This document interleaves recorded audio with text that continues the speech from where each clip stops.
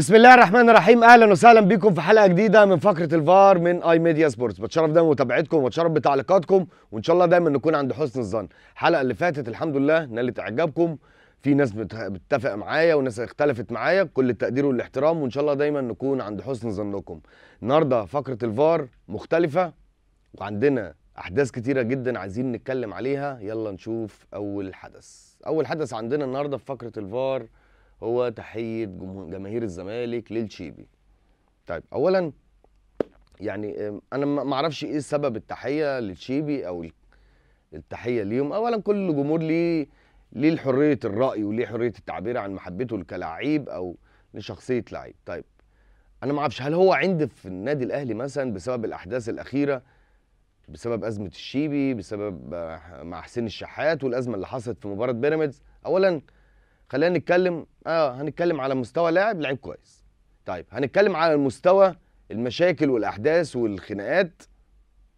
الشيبي في الفتره الاخيره عامل ازمه كبيره جدا مع جمهور النادي الاهلي، وحتى مروان حمدي دخل في نفس الاطار بتاعه. انا دايما بحب اللعيب ممكن تكون بتاع مشاكل، انا كنت واحد بتاع مشاكل يعني تمام، بس الحمد لله عمرنا ما كان في ازمات ما بيني وبين اللعيبه ولا مواقف ولا داخل خناقه ولا داخل مشاكل. ما اعرفش، هو جمهور الزمالك دايما بيحب يحاول يعاند جمهور النادي الاهلي او بعض المواقف اللي حصلت، رغم ان الشيبي والازمه بتاعته مع حسين الشحات في بدايتها، وانا قلت الحلقه اللي فاتت قعدوا ووقفوا مع بعض، كان موجود كابتن هاني سعيد ووقف وتصالحوا، وحسين الشحات بس دماغه واعتذر له وقدم اعتذار، فكل ده خلاص الموضوع انتهى. هقولها تاني يا جماعه، انا دلوقتي لما حد يجي يضربني مهما كان يجي يضربني، حصل ازمه هنا، ينفع مثلا صاحب الشركه او صاحب القناه او صاحب النادي ايا كان ينفع يجي يقول لي تعالى معلش انا هراضيك وانا مضروب؟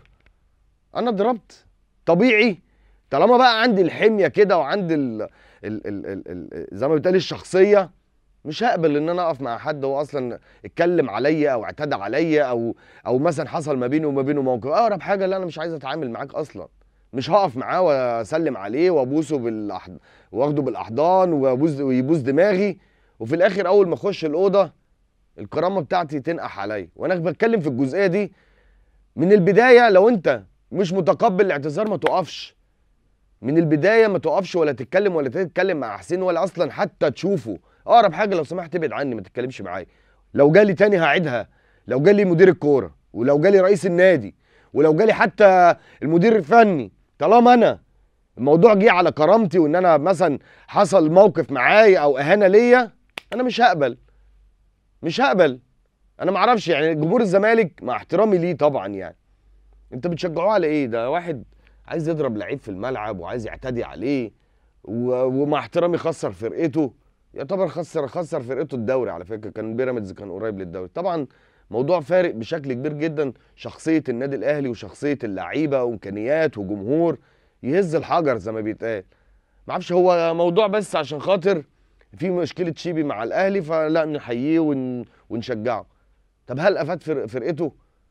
هل افاد لعيبته؟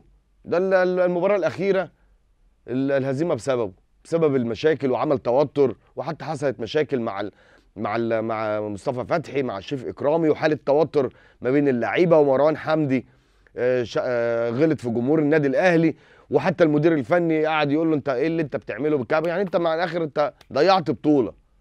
فانا ما اعرفش ايه سبب التحيه، انا ما اعرفش يعني، خصوصا يعني اصلا كمان كانت مباراه مصريه، واشدنا على فكره بمباراه الزمالك وبيراميدز، والنادي الزمالك عمل مباراه كبيره جدا امام بيراميدز بصراحه.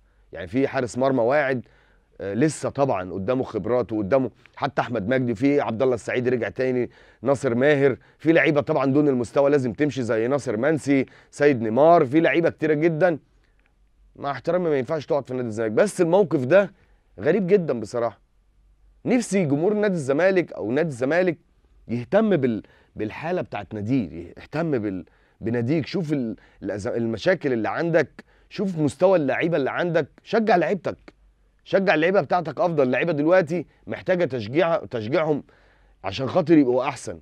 عندك عناصر مميزه هتقدر تبني عليها الموسم الجاي. بالنسبه لتحيه جماهير الزمالك انا شايفه ان موضوع كيد مش اكتر، لان في الاول والاخر مع احترامي اللعيب ما كانش بيلعب، راح عشان خاطر ياخد اللقطه والجمهور ومنزل البوست والحاجات، في الاول والاخر مفيش اي افاده. انا بالنسبه لي اللعيب يتشجع من الجماهير سواء من الاهلي او من الزمالك، ورينا ادائك، ورينا بطولاتك، ورينا انجازاتك، ورينا الحاجات دي كلها جوه الملعب. بصراحه غريبه جدا، بصراحه غريبه جدا. نروح للفقره الثانيه، ازمه زيزو مع المنتخب الاولمبي. طيب انا دايما بتكلم على زيزو على فكره، والله زيزو من اللعيبه الكويسه ومن اللعيبه اللي انا بحبها على المستوى الشخصي على فكره. اولا من ناحيه المستوى الاخلاقي، من ناحيه الامكانيات، امكانيات لعيب كوره هايل، كواليتي مش موجود. مشكله زيزو في الفتره الاخيره ان هو غير موفق مع المنتخب الاول او المنتخب حتى الاولمبي. طيب ليه دايما بنتكلم، لما اتكلمت على مستوى زيزو، مستواه مختلف مع الزمالك، نجم مصر في نادي الزمالك واحسن لاعب في مصر زي ما بيتقال، واحسن لاعب في نادي الزمالك بصراحه، شايل نادي الزمالك. طيب عشان تكمل بقى منتخب مصر الاول ومنتخب الاولمبي، المفروض ان زيزو في المنتخب الاولمبي فارق، يفرق. انت رايح مع المنتخب الاولمبي، المفروض بقى انت عندك الخبرات، عندك الامكانيات، عندك مستوى كبير جدا تقدر تقدمه. بالنسبه لك انت خبراتك افضل من اللعيبه المتواجده، المفروض ان انت بتفرق، بتشيل الفرقه بتاعتك، بتشيل الفرقه. ما ينفعش ان انا رايح يعني ايه وعلى اسمي، يعني انا رايح العب عشان خاطر اسمي انا موجود كابراهيم سعيد، ماشي، ما محسوبه عليك. في الاول والاخر الناس مش بتنتقدك كلاعب زمالك، لا، هتنتقدك كلاعب لمنتخب مصر. انا زيزو والله بحبه على فكره، عشان الناس فاكره ان انا في مشاكل ما بينه وما بينه، والله العظيم انا عمري ما شفته في حياتي. يعني لما باجي اتكلم عليه كلاعب، بتكلم يا جماعه، لما باجي اتكلم على لعيب فبتكلم على اسم لعيب كويس. لو مش لعيب كويس مش هتكلم عليه. زيزو لازم يراجع نفسه، زيزو لازم يعتمد. مش موضوع ان انا متالق في الزمالك هو ده اللي هيخليني ابقى موجود او عندي جماهير بتدافع عني، ده مش صح. لازم الناس المقربه منه يقولوا له انت لما يبقى كويس. ده اللي احنا كان بيحصل معانا على فكره، والله احنا لما كنا بنلعب ماتش وحش او بنتعادل او بنخسر، والله ما كنا بنعرف نمشي في الشارع. بقول لكم ما كناش بنعرف، كنا بنستخبى في البيوت. زيزو لازم المقربين منه يقولوا له ان مستواه مش في افضل حاجه. لازم لو فعلا هو عنده طموح وعنده مستقبل عايز يحققه، البدايه من المقربين منه يقولوا له النهارده انت ما كنتش كويس. حتى الجمهور اللي بيحبه قولوا له ان مستواك وحش. على فكره ده طول عمرنا في الكوره، لما بقى كويس بيتقال انا كويس، لما بقى وحش بيتقال انا وحش عشان ابقى كويس. اما طول ما انا حلو ووحش كويس، انا كويس، لا مش هينفع طبعا. يعني لعبت حلو ماشي، لعبت وحش انا كويس برضو، طب ما كده مش هتطور. ما كده انا مش هشوف ايه الغلطات اللي عندي، يعني مش هتطور. ما طبيعي هيخرج متعصب لان برضو غير موفق، سواء حتى التقييم بتاعه كان قليل. انت هو لعيب كويس والله، بس لازم يشيل حته ان انا بلعب مع المنتخب فانا لعيب زمالك، لا انا لعيب منتخب مصر. ما هو دي الكوره، لما بتلعب منتخب مصر لازم تفصل ان انت لعيب اهلي وزمالك. انا عندي قاعده جماهيريه بتدافع عني، لا ده مش صح.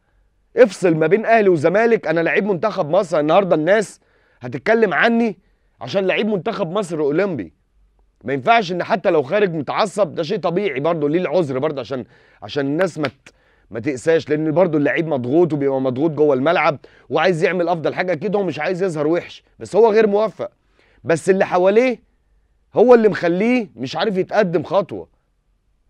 هو اللي مش عارف يتقدم خطوه، معتمد على اني عندي جمهور زمالك وعندي صفحات وعندي بيج بتدافع عني. لا، عمرك كده ما هتتقدم. لازم تعرف ان انا النهارده والله العظيم الواحد لما كان بيبقى مثلا مش موفق في ماتش، كنت مستني، كل الجيل بتاعنا كنا بنستنى الماتش اللي بعديه عشان نعوض الاداء بتاعنا، عشان كان في ناس بتطلع عينينا. الجمهور ده كان بيطلع عينينا. انت دلوقتي الجمهور على السوشيال ميديا، احنا الجمهور ده كان في الشارع، والله ما كنا بننزل الشارع.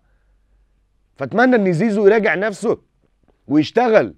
انت لعيب كويس على فكره، بس محتاج حد ما يقعدش ينفخ فيك، لان النفخ الزياده ده هتبقى وحش. هيقول لك انت كويس، ده انت كده مش هتطور. هتبقى حلو يا ما هتبقى حلو هنقول عليك حلو. لما تبقى وحش لازم تعرف يتقال لك انت مش فوق النقد. للاسف دلوقتي الجيل ده، مع احترامي لكل اللعيبه اللي موجوده، شايفين نفسهم ان هو فوق النقد، ان ابراهيم ما يتكلمش عليه ولا الجمهور يتكلم عليه ولا حد يتكلم عليه ان هو وحش. ايه ده؟ هي دي كرة؟ مش هتتعلم لو ما فيش نقد عليك والناس بتقول لك الحقيقه. انا ما فيش ما بيني وما بينك حاجه، ما فيش الحمد لله ما بيني وما بين حد عداوه، ولا بيني وبين اي حد مشاكل شخصيه ولا اي مواقف. بس انا كمحب للكوره وبحب لعيب الكوره جدا على فكره، خلي الناس اللي حواليك يقولوا لك النهارده انت كنت كويس. اقعد اتفرج على نفسك، هات الماتش، هات الماتش. كنا بنعمل كده والله ايام شرايط الفيديو. دلوقتي بقى ما شاء الله في سيديهات، وفي دلوقتي على اليوتيوب وعلى على الحاجات اللي موجوده تقدر تجيب الماتش تتفرج عليه. اقعد تابع الماتش بتاعك، اتفرج على الوقت اللي انت لعبت فيه. من الفرجه على نفسك في المباراه هتعرف انت كويس ولا وحش. ما ينفعش ان انا اقول لا مش هتفرج عشان عندي جمهور بيدافع عني وبيحبني. كده انت مش هتتقدم، مش هتتقدم، وهيقابلك مشاكل كتير جدا. وفي ناس هي الكوره نقد. الكوره انت حلو الناس كلها بتشيلك على الدماغ، انت وحش الناس هتقول لك وحش. فاتمنى ان زيزو يراجع نفسه تاني. وارد ان ممكن تبقى غير موفق، وارد ان ممكن يكون عندك ضغوطات، ما تخشش في مشاكل مع الجمهور. يعني امبارح شفت له منزل صوره يعني موجهه ان في ناس ما اعرفش عندهم حرقان، حاجات كده غريبه بصراحه. يعني انت لعيب كوره والناس بتحبك، ما ينفعش تتقال كده. ما سيبك بقى من جو القصف الجبهات واصل قصف جبهته والحاجات الستوري دي مش هتقدمك، بالعكس هتزعل منك ناس كتيره جدا، ودي مش حلوه. حتى لو الجمهور بينتقدك فهو بينتقد على تواجدك في منتخب الأولمبي. انت لعيب كويس، ابعد عن الناس اللي بتطبل لك، ابعد عن الناس اللي هو ماشي لك بالطبله وراك عشان خاطر يقول لك حلو يا زيزو يا زيزو. كل ده فتره والله. لو وقعت كل الناس اللي حواليك دول مش هتلاقيهم. اسمع بقى كلام من اخوك الكبير. اللي حواليك دول سواء واحد صاحبك، واحد زميلك في الملعب، واحد من الجماهير، واحد ماسك لك الصفحات، هو ماشي عشان يطبل لك عشان بياخد مقابل من وراك في مصلحه. بس والله العظيم لو وقعت، انا بقول لك بقى خبره سنين وخبره حياه، لو وقعت والله كل اللي حواليك دول مش هتلاقيهم. طول ما انت قوي وفي الملعب وراجل في الملعب وبتموت نفسك في الملعب، طول ما انت بتكتسب نجوميه طول الناس حواليك حتى بعد ما تبطل. لو وقعت محدش هيبقى معاك. خلاص بقى الطبله هيروح يشوف واحد تاني يطبل له. وهي دي الكوره. طول ما انت كويس في الملعب هي دي القوه بتاعتك. زيزو بتمنى لك التوفيق، انت لعيب كويس. سيبك من السوشيال ميديا، ما تخشش مع جمهور في قصف جبهات واصل مش عارف برد على مين. صدقني هتخسرك كتير. انت لعيب كويس، ركز، وعندك الامكانيات. والله عندك امكانيات تقدر تحققها وتعمل تاريخ لنفسك باذن الله في الفتره اللي جايه، سواء مع نادي الزمالك او حتى مع المنتخب الاولمبي. هنروح للتصريح الثاني او الفقره الاخيره. طيب ده بسبب موضوع زيزو. كابتن هيثم فاروق بعد المباراه دي من ضمن الحاجات برضو اللي انا يعني بتخنق منها بصراحه. كابتن هيثم فاروق عن لقطه اعتراض الغير لائق زيزو اثناء خروجه: لا ننسى الانديه المصريه رفضت طاعه المنتخب لاعبيها فيما عدا الزمالك الذي ارسل نجمه الاول احمد سيد زيزو، لان هناك بعض الانديه ترى ان الدوري المصري اكثر اهميه من منتخب مصر. انا ما اعرفش ايه التصريح ده وايه علاقته اصلا بالحوار. لازم كابتن هيثم لازم يلففنا كده نقعد نلف. طيب انا عايز افهم، ما تتكلم على موضوع على فكره انت لو بتحبه قول له ما ينفعش اصلا عادي. كلنا انا قلتها في بدايه الحلقه، عصبيه. طب ما انت كنت ممكن تقول ان عصبيه ومتضايق ان هو خرج، متضايق ان هو غير موفق. الحاجات احنا حتى واحنا بنتفرج وحتى كجمهور هيتقبلها. ما ينفعش ندي مبررات. ايه ننسى الانديه المصريه؟ مالها الانديه المصريه؟ هو لازم رمي على النادي الاهلي؟ لازم كلام عن النادي الاهلي وخلاص عشان خاطر نغلوش؟ انت فعلا يا كابتن هيثم لو انت بتحب زيزو كنت تقول عادي ممكن على فكره غير موفق، عليه ضغوطات، شايل حمل كبير جدا عليه، اللعيبه اللي معاه مش في افضل حالاتها. احنا حتى هنتقبلها حتى انا كلاعب وكجمهور، في جمهور واعي هيتقبل الكلام ده، غير لما نطلع نتكلم في حاجات عشان مجرد ان احنا نغلوش. دي غلوشه. لا ننسى مالها الانديه المصريه؟ ايه العلاقه؟ طب ما محمد صلاح مش موجود على فكره، ما جاش. مصطفى محمد ما جاش. تريزيجيه ما جاش. ايه علاقه الانديه المصريه؟ هو طبعا الرمي كله على النادي الاهلي. طب ما هو في 3 نجوم كبار ما راحوش على فكره، الانديه بتاعتهم رفضت. يعني عادي، يعني بتحصل، ايه المشكله؟ ولازم دايما نعمل، عايز تبروز حقك ان انت تبروز نادي الزمالك ان هو وافق ومش وافق. طب ماشي، هو نادي الزمالك على فكره بعت زيزو عشان هو بعيد عن المنافسه، يعني ما فيش منافسه على الدوري. كابتن هيثم، لو زيزو موجود في نادي الزمالك والزمالك بينافس على الدوري كان نادي الزمالك هيبعت؟ والله ولا كان حد هيبعت. بس هي حاجه كويسه لزيزو ان يبقى متواجد في الاولمبياد، وحاجه كويسه جدا ليه ان هو كنجم مثلا يبقى موجود مع اللعيبه. بس نادي الزمالك لو بينافس على الدوري ما كانش بعت زيزو اصلا. فليه دايما المزايده؟ ليه دايما المزايده؟ حقك ان انت تحب ناديك واحترمه زي ما انت عايز، بس لما نيجي نتكلم بعقليه شويه، نتكلم بعقلانيه شويه. يعني يا جماعه الكلام ده ممكن نسمعه مثلا من الناس بتوع بيدجات ما لعبوش كوره ولا حتى لبسوا شورت وفانيل، بس لما تيجي من حد لعب كوره، دي بقى الازمه. ايه علاقه الانديه المصريه؟ انا مش فاهم، انا ايه العلاقه؟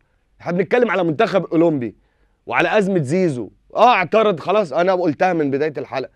ايه المشكله يعني؟ عادي، عصبيه وغير موافق وشايف نفسه ان هو مضغوط. في حاجات تانية ككوره نقدر نتكلم فيها. اما نخش بقى في حته انديه مصريه اللي هو من الاخر رمي على الكلام على الاهلي، ما كله النادي الاهلي بينافس على الدوري على فكره وحقه. نادي الزمالك لو بينافس على الدوري والله زيزو ما كنا هنشوفه اصلا.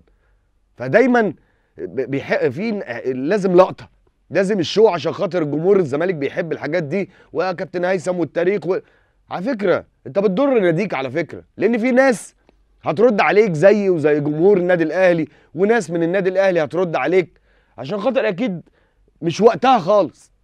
فبتمنى لما حد يجي يتكلم كوره يا جماعه اتكلموا كوره في اطار الحاله نفسها. منتخب اولمبي بيتكلم عن منتخب، ما تدخلش بقى ايه رمي بقى كلام على الاهلي ولا على الزمالك، لان في الاول والاخر اللي بيلعب منتخب اولمبي. طبعا دي كانت نهايه حلقتنا، ان شاء الله باذن الله انتظرونا في حلقه جديده من ذا ديفندر وفي فقره الفار. تحياتي ليكم، ابراهيم سعيد.